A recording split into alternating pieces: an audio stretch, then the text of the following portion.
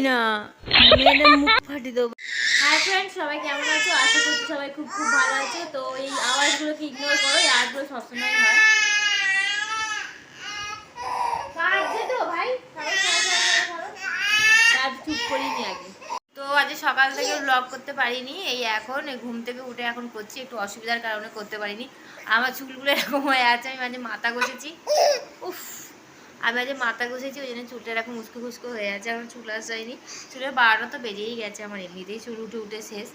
বাবু হতে আরও বেশি চুল উঠছে, মানু হতেও চুল উঠেছে, বাবু হতে বেশি চুল। কথা বলতে দেবে না আমার মেয়ে, এত জ্বালায় না মানে ভাবার বাইরে। ওর পা ধরে টানছে, ওর হাত ধরে টানছে, কি জ্বালাচ্ছে যে কি বলবো।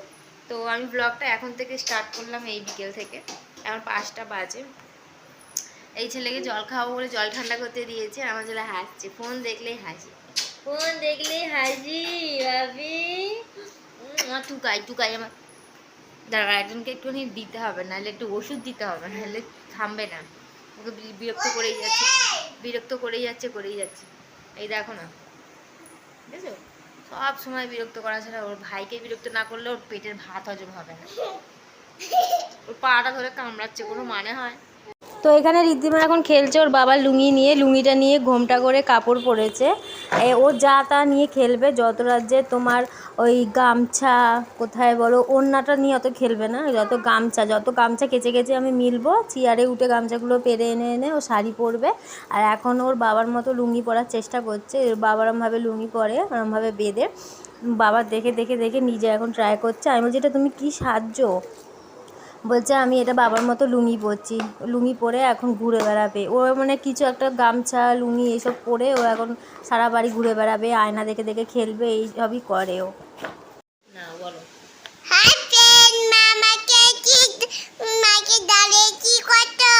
একভাবে করতে হবে, নাহলে তোমার দেখা যাচ্ছে না। দাঁড়িয়ে দাঁড়িয়ে করো, হ্যাঁ দেখা যাচ্ছে। আমাকে দুধু মা কি হয়েছে?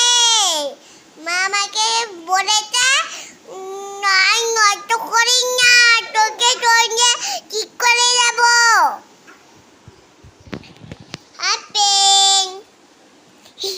এই বোঝা বোঝা বোঝা বোঝা হাত পেন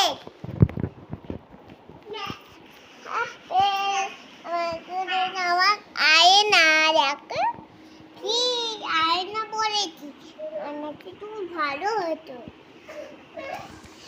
হাত পেন, আমি এখন তোমাকে দেখে নিচ্ছি, সাপাই কলা কমে দাঁড়াও,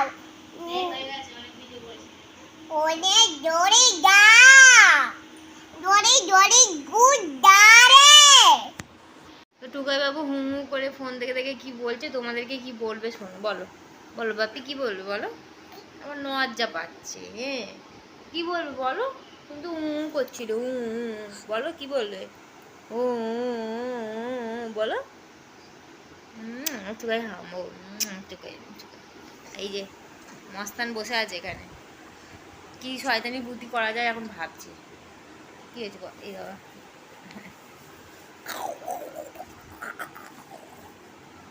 চটকি চটকি মনে হয় লাড্ডু করে খেয়ে নি।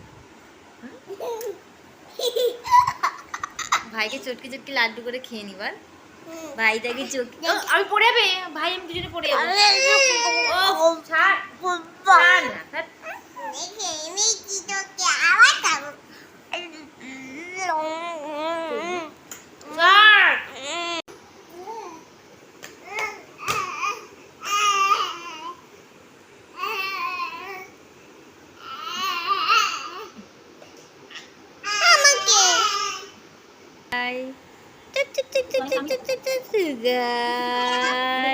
আমি গুলি করি।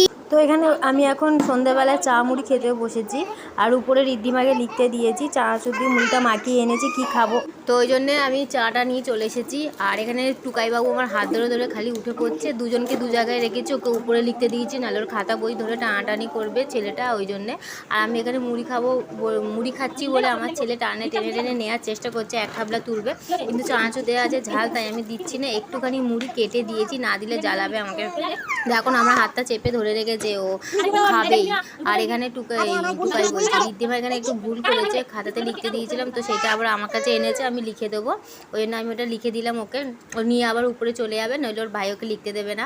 তারপরে আমি এসে গেছি, টুকাইবাবু তারপরে ঘুমিয়ে পড়েছে, খেলা করে অনেক খেয়ে দিয়ে তারপরে ঘুমিয়ে পড়েছে। তারপরে আমি রাত্রিরে রান্না করতে চলে এসেছি, আমার তো আর শেষ নেই কাজে, রাত্রিরে আবার রান্না করতে হবে। তো আলু ছেঁচকি করবো এখানে, ওই জন্য আলুটাকে কেটে নিচ্ছি। আর রুটি করব।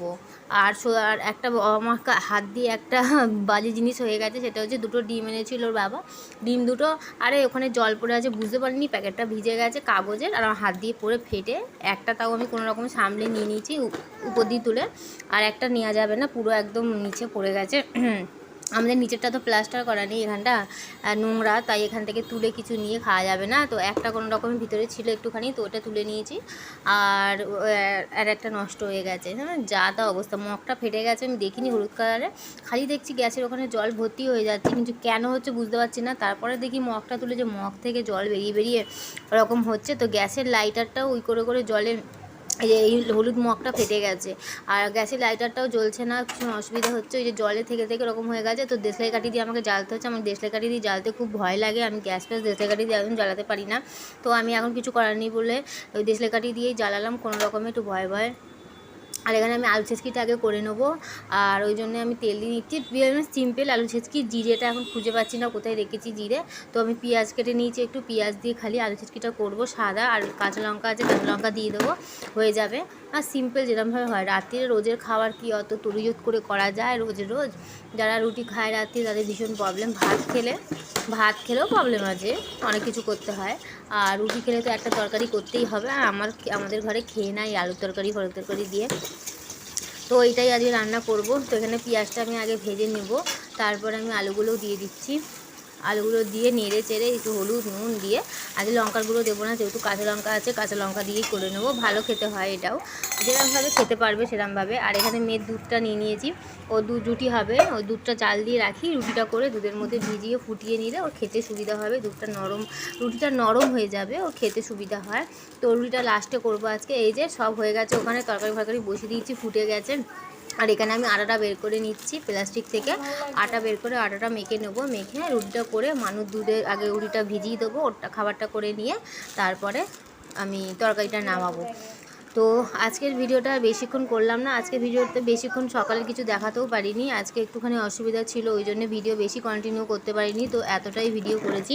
তো তোমাদের যদি ভিডিওটা ভালো লাগে অবশ্যই চ্যানেলটা লাইক সাবস্ক্রাইব করতে ভুলো না, আর অবশ্যই আমাকে কমেন্টে লিখে জানাও, আমি বুঝতে পারছি না যে কে দেখছে কে দেখছে না, অত ভালো বোঝা যাচ্ছে না।